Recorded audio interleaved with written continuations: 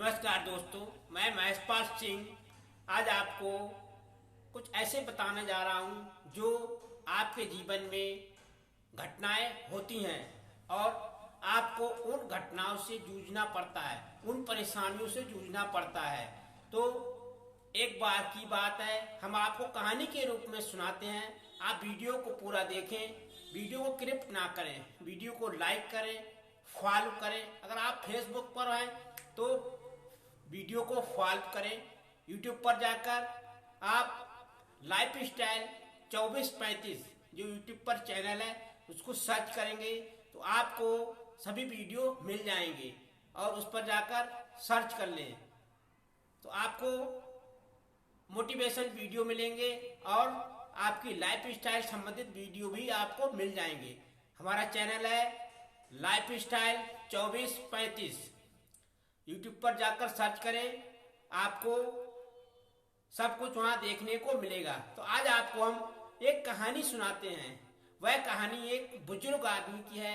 आजकल लोग मंदिरों में जाते हैं और मंदिरों में जाकर काफी दान पुण्य करते हैं, चढ़ाते हैं, दान भी चढ़ाते हैं, पैसा बहुत अधिक मात्रा में मंदिरों में देते हैं।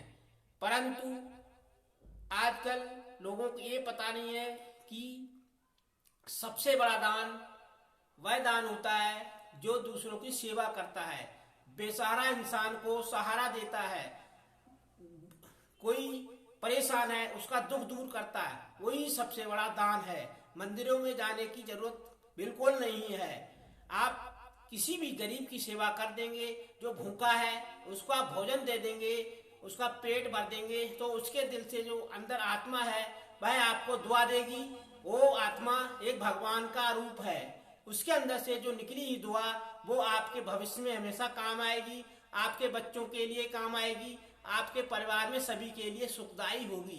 तो आप हमेशा दूसरे का सुख सोचें, दूसरों की भलाई करें, दूसरे का हमेशा उनके बारे में अच्छा सोचते रहें, उनका हमेशा भूखे को भोजन देने की पूरी कोशिश करें। आपके घर के पास कोई भी भिखारी आता है या कोई भूखा परेशान आपके पास आता है तो आप अपने हिस्से का भोजन उसको देने की पूरी कोशिश करें।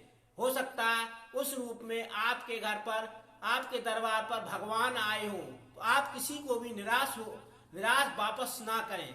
आप निराश किसी को वापस करेंगे तो हो सकता भगवान के रूप में कोई भी आ सकता है, आपसे रुष्ट हो जाएगा, इससे आपको दिक्कत खड़ी हो सकती है। एक बार की कहानी आपको सुनाता हूँ।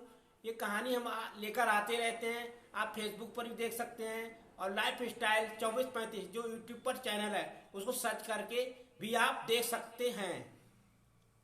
एक बार एक बुजुर्ग आदमी जो बहुत ही परेशान, पैरों से ओझल था, बीमारी से प्रताड़ित हो रहा था, मंदिर के बाहर पड़ा हुआ था।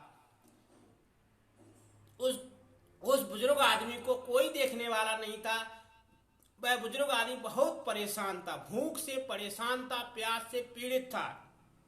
मंदिरों में काफी लोग, बड़े बड़े लोग, पैसे वाली पार्टियां, प्रधानमंत्री, मुख्यमंत्री, नेता मंत्री, सभी तरह के लोग वहां जा रहे थे। किसी ने भी उस बुजुर्ग आदमी का ध्यान नहीं दिया और सभी लोग उसके तरफ ताने मारते हुए मंदिरों की तरफ बढ़ रहे थे। वह बुजुर्ग आदमी कोई नहीं था, वह एक भगवान ही था जो एक रूप बनाकर मंदिर के बाहर पड़ा हुआ था। वह परीक्षा ले रहा था कि आज के कलयुग में आदमी मंदिर में बनी हुई मूर्तियों को ज़्यादा पूजता है जिसमें भगवान नहीं पाए जाते हैं। भगवान तो किसी भी रूप में मंदिर के बाहर आ जाएंगे, जंगलों में आ जाएंगे, कण कण में भगवान प्रवेश कर जाएंगे। वह आपको मंदिरों में नहीं मिलेंगे, किसी भी ऐसे स्थान पर नहीं मिलेंगे। भगवान तो आपको एक दिल में मिलते हैं, जिसके अंदर दिल एक दूसरे की सहायता करने का है, एक दूसरे का सहयोग करने का है, वही भगवान का रूप है। तो वह एक बार पूरी तरह से वह पड़ा हुआ था, तभी सभी ने उसकी तरफ, जितने भी बड़ी बड़ी पार्टियां थी, पैसे वाली पार्टियां थी, सभी ने उस बुजुर्ग आदमी की तरफ से मुंह मोड़ लिया। किसी ने भी मंदिर के बाहर उसकी तरफ ध्यान नहीं दिया। वह भूखा प्यासा शाम तक बैठा रहा, बेसहारा होकर उठकर चल दिया। लंगड़ाता हुआ थोड़ा आगे बढ़ा तो एक बुजुर्ग आदमी उसी की तरह, बहुत गरीब था, वह भी देखा दुनी मंदिर की तरफ आ रहा था। परंतु उसने उस बुजुर्ग आदमी को देखा, उसके हृदय में दया आ गई। उसके अंदर जो परमात्मा था, वह आत्मा उसकी परमात्मा का रूप थी। उसने उस बुजुर्ग आदमी की तरफ ध्यान दिया। उसको बहुत ही काइंडलीनेस प्रतीत हुआ। जितने भी बड़े बड़े घराने के लोग थे, पैसे वाली पार्टियां थी, उन्होंने किसी ने भी उस बुजुर्ग आदमी की तरफ काइंडलीनेस नहीं दिखाया, किसी ने भी उसे सिंपैथी नहीं दी। जो कि एक गरीब आदमी था, जो खुद भीख मांगकर पेट पालता था, उसने उस बेसहारा इंसान का सहारा दिया। वह लंगड़ा रहा था, लंगड़ा कर गिर जा रहा था, भूख से बहुत परेशान था, प्यास से बहुत पीड़ित था। तो उस बुजुर्ग आदमी ने जो भीख मांगकर कुछ चावल और कुछ रोटियां लेकर आ रहा था, तभी उसको महसूस हुआ कि ये बहुत ही परेशान इंसान है, सुबह से भूखा है, हमें इसकी सेवा करनी चाहिए। हमें मंदिर में नहीं जाना है, हमें परमात्मा का रूप यहीं पर मिल गया है, हमें इसकी सेवा से बढ़कर कोई नहीं है। हमें मंदिरों में बनी हुई मूर्तियों की सेवा से कोई फायदा नहीं है, हमें इसकी सेवा करनी चाहिए। वह उस बुजुर्ग आदमी को लेकर पीठ पर लाद कर अपने घर की तरफ ले चला और वह घर ले गया। उसने उस बेसहारा इंसान को पानी दिया, भोजन कराया और उसके शरीर की पूरी मालिश की, पूरी तरह से उसकी सेवा की। वह बुजुर्ग आदमी जो उसके शरीर में घाव थे उनमें मलहम पट्टी किया और पूरी तरह से रात भर उसकी सराहना की, रात भर उसकी हाथ पैरों की मालिश की और उसके पैरों को दबाया, पूरी तरह से रात भर उसकी सेवा में लगा रहा। उस भिखारी को देखकर जो आदमी बुजुर्ग था, जो सेवा करा रहा था, वह भगवान ही था, परंतु वह परीक्षा ले रहा था कि इस कलयुग में कौन सा आदमी भगवान को मानता है, कौन सा मूर्तियों को मानता है। तो उस दिन उस भगवान को प्रतीत हुआ कि जो गरीब इंसान है वही भगवान को मानता है, गरीब के अंदर ही भगवान है, गरीब ही भगवान की को असली रूप में पहचानता है। जिसके पास ज्यादा पैसा है, जो बड़ा आदमी है, चाहे प्रधानमंत्री हो, चाहे राष्ट्रपति हो, चाहे नेता सांसद कोई भी हो, ये भगवान को नहीं मानते हैं। ये केवल जनता को गुमराह करते हैं, पब्लिक को बेवकूफ बनाते हैं और मंदिरों का निर्माण करते जा रहे हैं, उससे भरपूर पैसा कमाते हैं और देश में कंगाली लाने का पूरा साधन बनाते जा रहे हैं। तो भगवान ने ये परीक्षा वहीं पर ले ली थी। तो भगवान ने उसको आशीर्वाद दिया कि जा तथास्तु, तुम्हारे जीवन में कोई कष्ट नहीं आएगा, तुम्हारे अंत समय में तुम्हें स्वर्ग की प्राप्ति होगी। तो और कुछ समय बाद वह इंसान जो भिखारी था, वह बाहर अपना घूमने के लिए गया और उस बुजुर्ग आदमी को सेवा करने के बाद उससे कहा, आप रात भर आराम फरमाइए और सोइए। तो वह बुजुर्ग आदमी को सुलाकर बाहर घूमने के लिए चला गया। 1 घंटे बाद वापस आया तो वह बुजुर्ग आदमी सैया पर नहीं पाया गया। उसने चारों तरफ ढूंढा, वह बुजुर्ग आदमी उसको कहीं पर भी नहीं दिखाई दिया। चारों तरफ पूछा परंतु वह नहीं दिखाई दिया।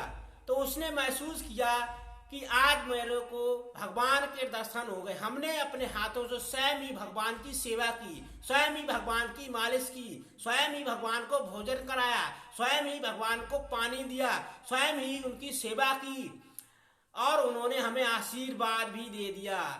हे परमात्मा, इसी परमात्मा किसी रूप में मिल जाता है। हे प्रभु, हमें कहीं भी आज के बाद जाने की जरूरत नहीं। आप स्वयं हमारे पीठ पर लदकर हमारे घर आए और हमारे साथ भोजन किया और आपने हमें आशीर्वाद दिया। आज के बाद हम किसी भी मंदिर में नहीं जाएंगे, हम किसी भी मस्जिद में नहीं जाएंगे, हम किसी भी गुरुद्वारा में नहीं जाएंगे, हम किसी भी पत्थर में भगवान को नहीं ढूंढेंगे, आत्मा के अंदर ही भगवान को ढूंढेंगे। आत्मा ही परमात्मा है और दूसरे की सेवा ही भगवान का रूप है। हमेशा एक दूसरे की सेवा करनी चाहिए। कोई भी परेशान है उसको जैसे भी बनता है उसकी मदद करें, कोई बीमार है उसकी पूरी सेवा करें, कोई भूखा है उसको भोजन दें, कोई प्यासा है उसको पानी पिलाएं। यही एक आदमी का कर्तव्य है। आप किसी भी जगह जाते रहें, कस्तूरी की तरह, जैसे मृग कस्तूरी उसके मृग के नाभि में पाई जाती है, फिर भी मृग उस कस्तूरी को पूरे जंगल में ढूंढता है, चारों तरफ ढूंढता है, क्योंकि उसको सुगंध महसूस होती है। सुगंध महसूस होने का मतलब है उसकी नाभि से सुगंध मृग को आती है, परंतु वह मृग उस सुगंध को पहचान नहीं पाता क्योंकि कस्तूरी उसके नाभि में है। ठीक उसी प्रकार से मानव अपने हृदय में बैठे हुए भगवान को नहीं पहचानता है, दूसरे के अंदर बैठे हुए भगवान को नहीं पहचानता है, दूसरे की सेवा करना नहीं जानता है, दूसरे को भोजन देना नहीं जानता है, दूसरे को पानी देना नहीं जानता है, दूसरे को सपोर्ट करना नहीं जानता है, दूसरे की मदद करना नहीं जानता है। मंदिर में जाते हैं, माँ बाप की सेवा करना नहीं जानते हैं, तो ऐसे इंसान दुनिया में किसी काम के नहीं है। इनको मृत्यु होने के बाद स्वर्ग की प्राप्ति नहीं होती है। जो इंसान दूसरे की सेवा नहीं करते हैं, जो इंसान दूसरे की परेशानी को नहीं समझते हैं, जो इंसान दूसरे के लिए भोजन नहीं देते हैं, जो इंसान दूसरे को पानी नहीं देते हैं, ऐसे जो इंसान अपने माता पिता की सेवा नहीं करते हैं, ऐसे इंसानों को स्वर्ग की प्राप्ति कभी नहीं होती है। ऐसे इंसानों को जमराज कभी माफ नहीं करते हैं। जमराज उठा के ले जाते हैं और वहां पर उनका लेखा जोखा देखने के बाद उनको नरक में फेंक दिया जाता है। तो हमें अगर स्वर्ग की प्राप्ति करनी है तो माँ बाप की सेवा करनी होगी, दूसरों की भलाई करनी होगी, दूसरों का भला करना होगा, दूसरों को पानी देना होगा, दूसरों को भोजन देना होगा, दूसरों की हमेशा सेवा करनी पड़ेगी। नरक और स्वर्ग सब धरती पर ही है, यहाँ से कहीं आदमी को जाने की जरूरत नहीं है। आप नेता मंत्रियों के कहने पर काम करते रहेंगे तो आप पत्थरों को ढूंढते रहेंगे, मंदिरों में पत्थरों की सेवा करते रहेंगे, आप आदमी इंसान को नहीं पहचान पाएंगे, क्योंकि मंदिरों में रखी हुई मूर्तियों को स्वयं आपने ही बनाया है। आपके हाथों से बनी हुई मूर्तियों में भगवान कभी नहीं आ सकते। आपके अंदर हृदय में ही भगवान है, आपके अंतरात्मा में भगवान है। जो अंतरात्मा है उससे पूछिए तो आपको स्वयं ही भगवान महसूस करते हैं। आपको हवा आपने नहीं देखी, हवा को आप केवल महसूस करते हैं। ठीक उसी प्रकार से अंतरात्मा के अंदर आप झांकेंगे तो आपको भगवान प्रतीत होगा।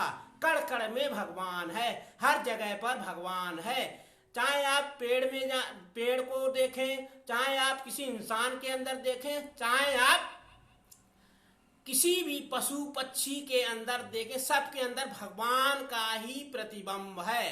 तो आप मंदिरों में क्यों जाते हैं? मंदिरों में आपको भगवान नहीं मिल सकते।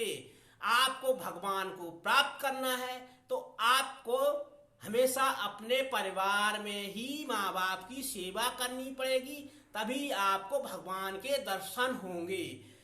और हमेशा एक दूसरे की सेवा करते रहें, किसी की तरफ मुंह ना मोड़ें।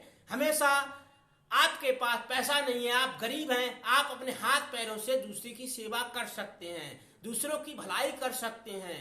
हमेशा दूसरों का भला करते रहेंगे तो आपके जीवन में परमात्मा अवश्य दर्शन देगा। आत्मा ही परमात्मा है। आपका शरीर किसी अच्छे काम के लिए बना हुआ है। आप पत्थरों में, मूर्तियों में उसको मत बहाइए, पत्थरों में आप भगवान को मत ढूंढिए। आप एक दूसरे के अंदर भगवान को ढूंढें, अंतरात्मा के अंदर भगवान को ढूंढें, तभी आपको स्वर्ग की प्राप्ति होगी। आपको स्वर्ग में जाना है तो हमारी जो बातें मैंने आपको बताई हैं उनको आपको कंटेस्ट करना होगा, आपको उनको अपने दिल में उतारना पड़ेगा, तभी आपको स्वर्ग की प्राप्ति होगी।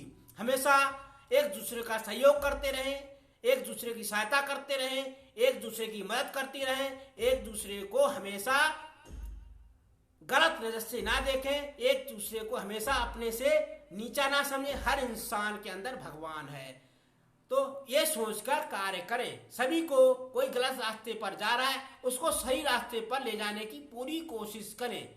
अगर आप ये सब कार्य करेंगे तो आपको स्वर्ग की प्राप्ति अवश्य होगी, आपको नरक में जाने की जरूरत नहीं है। भगवान के पास सब लेखा जोखा है, हर जगह पर प्रतिबिंब है, प्रतिबिंब ही भगवान है, महसूस ही भगवान है। जो आप महसूस करते हैं वही भगवान है। हवा चलती है आपके शरीर में लगती है, ठीक उसी प्रकार आपकी बॉडी चलती है, आप घूमते फिरते हैं, वो भी भगवान का ही एक प्रतिबिंब है। आपको वीडियो अच्छा लगा हो तो आपको वीडियो को फॉलो करें, फेसबुक पर आए तो फॉलो करें, यूट्यूब पर आए तो लाइफ स्टाइल 24-35 को सर्च करें और उस पर जाकर वीडियो को देखें। जय हिंद, जय भारत।